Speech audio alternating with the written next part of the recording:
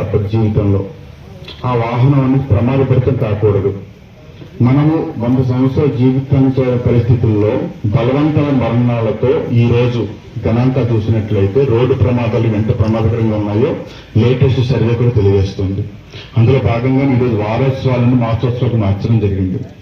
ఎంత అవేర్నెస్ కలిగించాలంటే ఇందులోని పొరపాటు కేవలం డ్రైవర్లుగా, ప్రయాణికులుగా, రోడ్లుగా, ప్రభుత్వానిగా లేదా వ్యక్తులుగా మానసికత ఇవి కాదు. అన్నింటికీ మించి నిబద్ధత లేకపోవడం, నియమాలు పాటించకపోవడము, ఖచ్చితంగా మన లక్ష్యం ఎంతవరకు ఉన్నదో అంతవరకు కూడా వాళ్ళ ప్రయాణంలోని సరైన సూచనలు, ఆలోచనలు లేకుండా ప్రయాణించడం.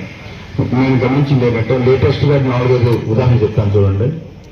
చాలా మంది డ్రైవర్స్ వాళ్ళకి ఇక ఆ ఏరియాలో వాహనాలకు దొరకవు, ఇదే చివరి ఆటో కాబట్టి అనేసి కొంతమంది ఎక్కించుకుంటారు. మీరేమనుకుంటారంటే అది చివరి వాహనం మీరు అనుకుంటారు, అది చివరి ప్రయాణం వాళ్ళకి అవుతుంది. ఒకటో విషయం.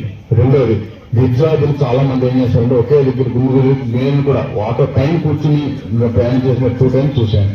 అతను అడిగాను, ఎందుకంటే ఒక లైసెన్స్ లేదు, కనీసం ఇన్సూరెన్స్ కూడా లేదు, పైగా ఏజ్ కూడా 18, 19 ఉన్నది. ఇలాంటి చిన్న వయసులో కూడా వాహనాలు ఇవ్వడం.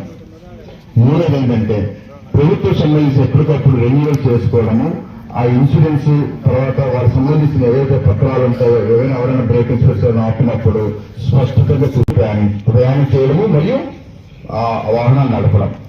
ఇది కాకుండా ఓవర్ నిద్ర లేకపోయిన సమయంలో కానీ లేదా ఏదో దాని ఏమంటారు అంటే ఇంట్లో ఉన్న పరిస్థితులు తలుచుకుంటూ తన మానసిక స్థితిని అప్పటికప్పుడు చేయడం, ఇలా చేయడం వల్ల కూడా ప్రయాణం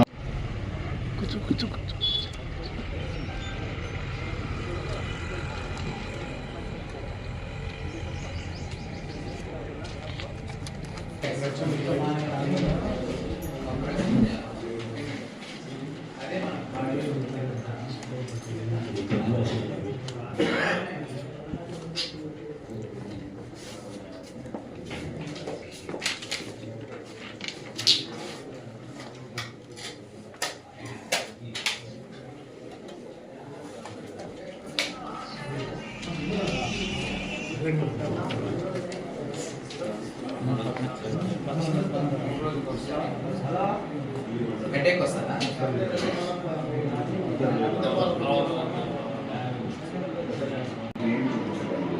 బట్ వాళ్ళు ఏదో ట్రాన్సాక్షన్ వేయడానికి పోతుందేమో.